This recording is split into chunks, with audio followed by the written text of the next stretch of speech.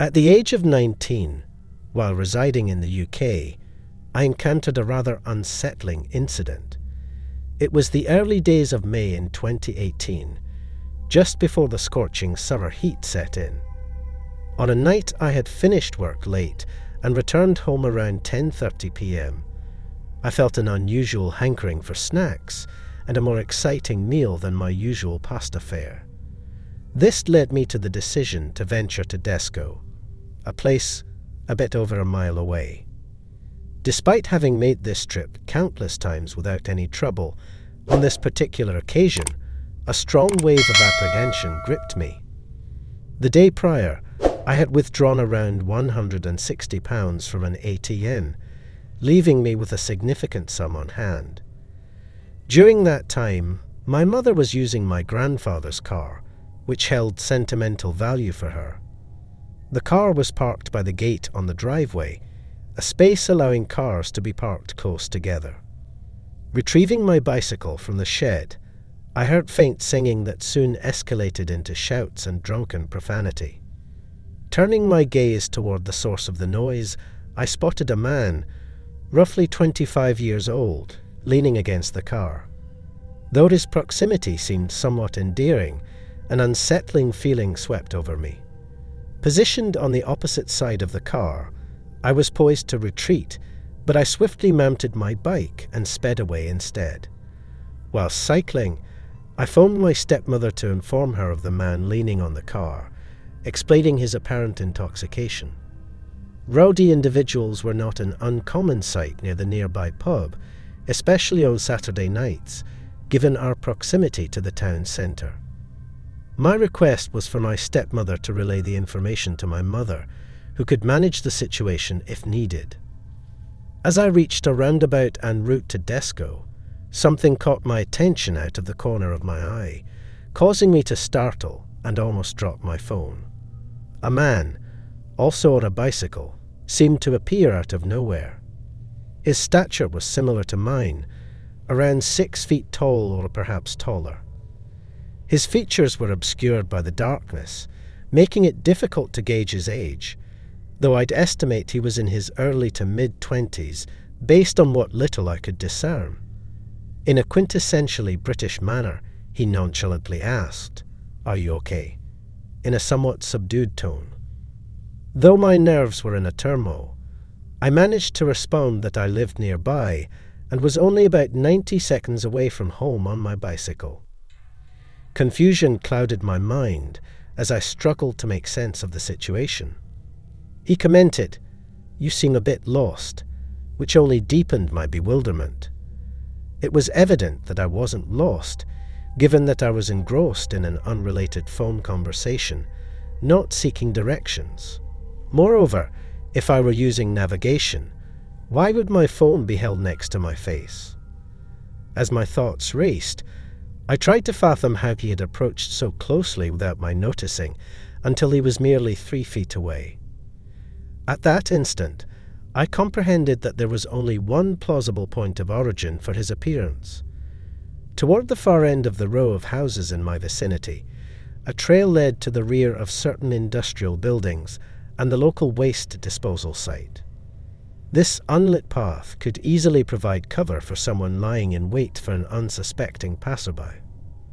I considered the notion that he might have been lurking there, and by chance or design, he singled me out as the next person to come by. This realization was accompanied by an involuntary frown, though I didn't fully grasp its significance at that moment. The conversation continued, "Nope, not lost." I mustered a somewhat awkward chuckle and gestured at my phone, indicating my intention to conclude the conversation and return to my call. He bid me good night and crossed the road, heading toward a bus stop. While I experienced initial relief, it was short-lived, as I soon recognized the bus stop. It happened to be the terminal point for a bus route leading to Tesco. Curiously, opting for the bus seemed less efficient than cycling to his destination, given the bus's eventual return to the town centre along the same route. His lingering presence puzzled me. Unknown to me then, I'm autistic, a revelation that helps explain my failure to simply head home. Having already committed to my plan of visiting Tesco, I remained resolute despite any misgivings. Furthermore, anxiety tends to render me non-verbal in high-stress situations, a trait that will soon become relevant. Concluding my call with my stepmother, I dialed my then-boyfriend, now my ex. I apprised him of my intention to visit Tesco and elaborated on my dinner plans. Passing the man on the opposite side of the road while cycling, I remarked to my boyfriend that I felt as though I were being trailed. However, my boyfriend dismissed my concerns, viewing them as exaggeration.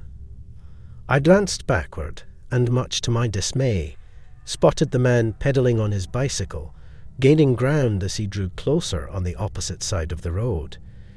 In mere moments, he had surpassed me. Before I could even breathe a sigh of relief, the man abruptly veered to the right, crossed the road, and headed back toward me. Relaying these developments to my boyfriend, I was met with his stubborn disbelief in the presence of anyone else nearby. My hands grew clammy, while my mind teemed with alarming scenarios. Might he intend to rob me? Could his associates emerge and assault me, forcing me into a vehicle? Was this possibly part of some gang initiation? Or was he simply an unstable individual? Fear seized me, causing my speech to falter and leaving me almost incapable of communication. My attempts to relay my concerns to my boyfriend on the other end of the line only seemed to frustrate him, as he struggled to understand my silence. My mind raced with unsettling thoughts, fearing potential harm from the stranger. Meanwhile, he continued his dialogue with me, inquiring about my age. His voice remained composed and soft. I managed to reply in a quivering tone, 19. He casually remarked, "Oh, cool, same here. I've recently moved to the area."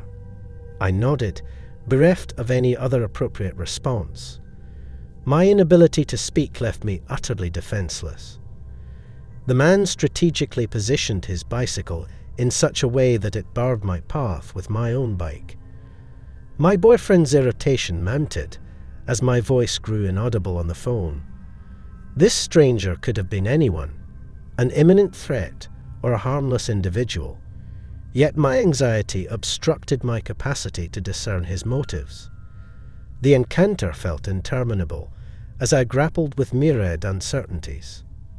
Eventually, my phone rang, and it was my boyfriend once more.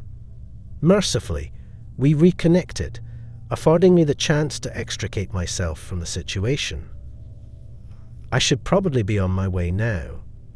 If you're new around here, perhaps we'll cross paths again, I managed to say, summoning a faint smile, breaking free from my stupor, and answering the call. The man nodded before cycling away in the direction from which we had both come.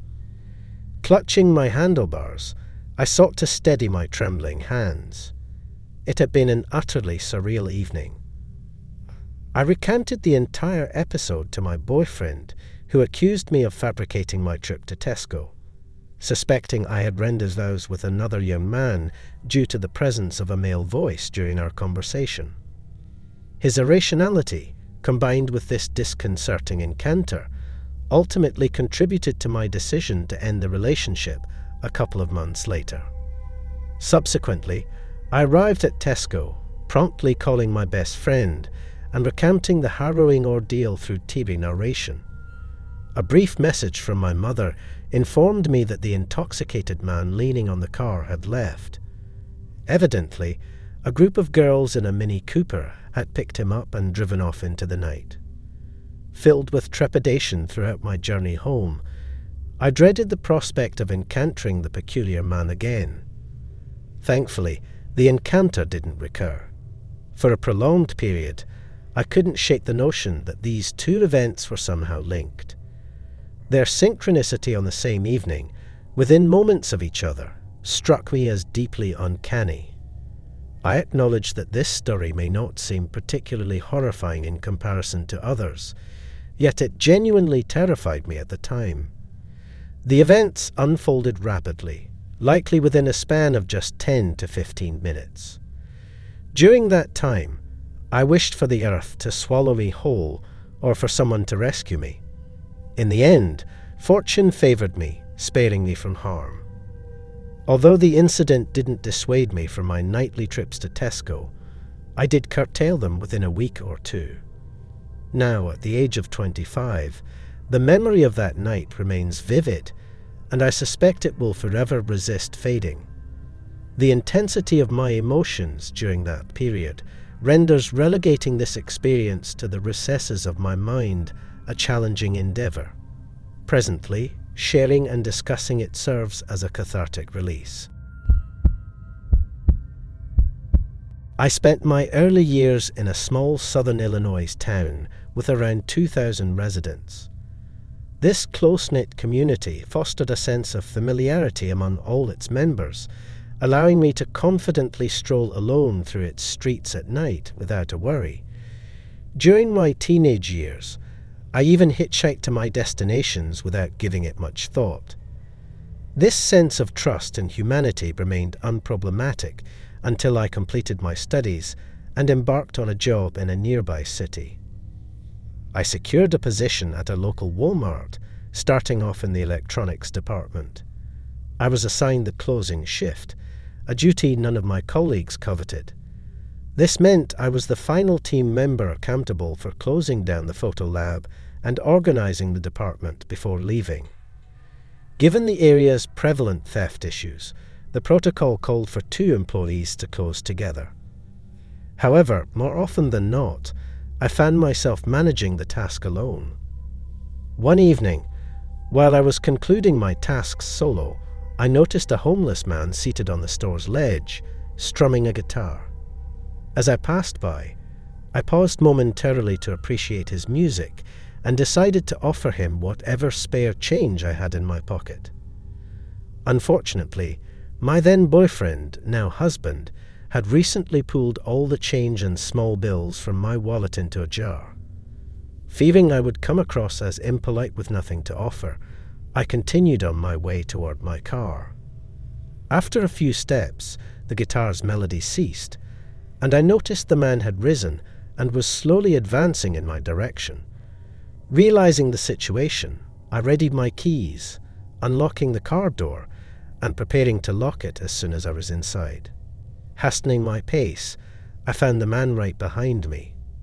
Thankfully, I reached my car in time and secured it.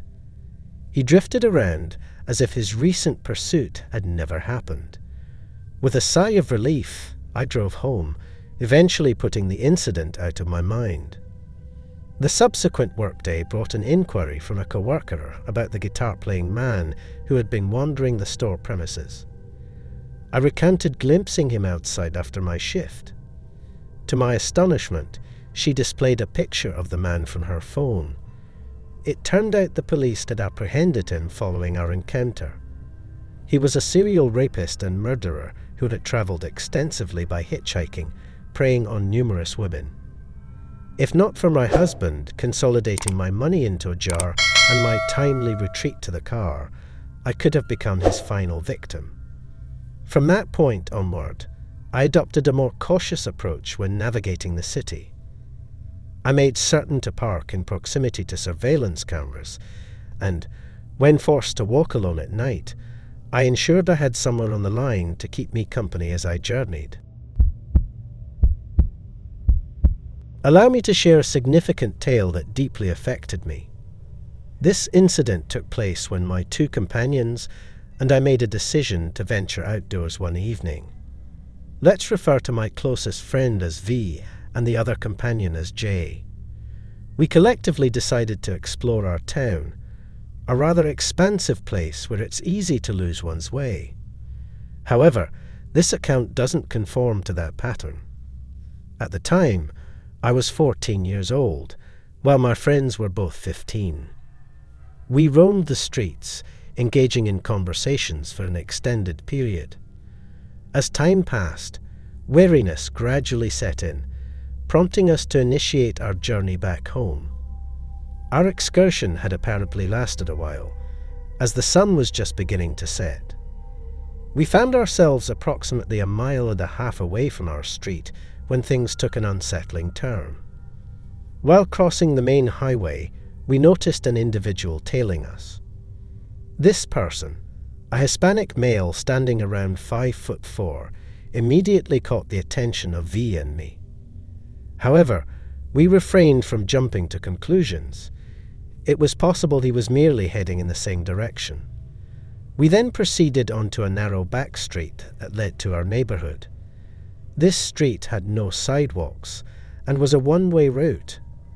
Unless we were willing to trespass on someone's yard, our only option was to walk on the road. The street was also situated on a hill, making it challenging to run uphill. To provide some context, I must mention that I possess a rather feminine appearance as a male. My long black hair, usually tied in a bun, contributed to this perception.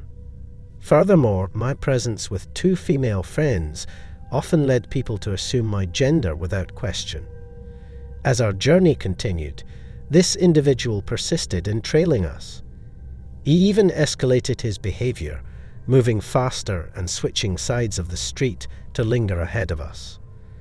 This behavior was profoundly eerie, prompting V and me to chuckle nervously in an attempt to manage our discomfort. Our third friend, engrossed in her AirPods and phone, remained oblivious and continued walking. As the individual crossed to our side of the street and started walking briskly toward us, V and I quickly turned a corner.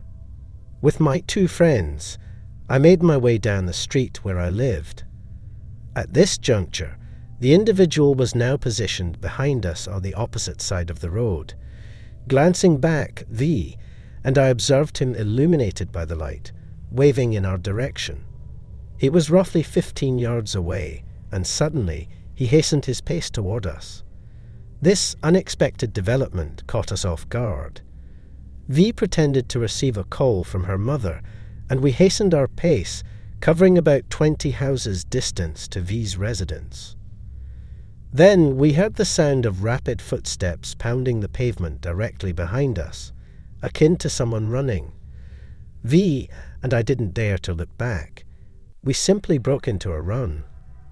I stole a glance behind to alert our oblivious friend, urging her to join us in our sprint. In that moment, I witnessed the man laughing as he chased after us. Ultimately, we reached V's house, taking refuge on the porch, a mixture of laughter and relief washing over us. However, when we turned to look back, the man had vanished. We stood there, attempting to process the bizarre sequence of events, and subsequently informed V's mother upon entering the house. She emerged, berating the man and demanding an explanation for his pursuit of her children. He remained silent and audaciously leaned against a gate. It became evident that this man had indeed intended to follow us, though his precise intentions remained shrouded in mystery. He continued down the street briefly before coming to a halt. V's mother continued to confront him while V went inside to fetch her stepfather. Upon the arrival of her stepfather, the man promptly departed. V and I shouted at him from the porch as he retreated. Interestingly, neither J nor I thought to involve the police during this unsettling incident. It remains perplexing to this day. We later gathered on FaceTime to discuss the harrowing encounter, our shock still palpable. V's mother shared the incident on Facebook, yet it yielded no significant outcome. It's disconcerting that the notion of contacting the police didn't arise, but I'm thankful none of us were harmed. The whereabouts of that man and his intentions remain a mystery, and I sincerely hope our paths never cross again.